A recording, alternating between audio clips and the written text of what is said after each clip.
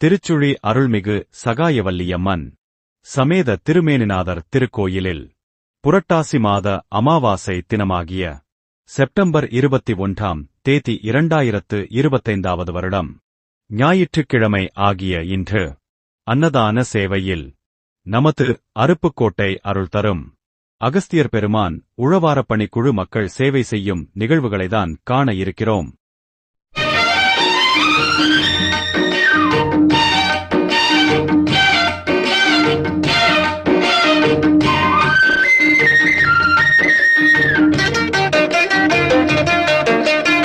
உலகம் சமநிலை பெற வேண்டும், உயர்வு தாழ்வில்லா நிலை வேண்டும்.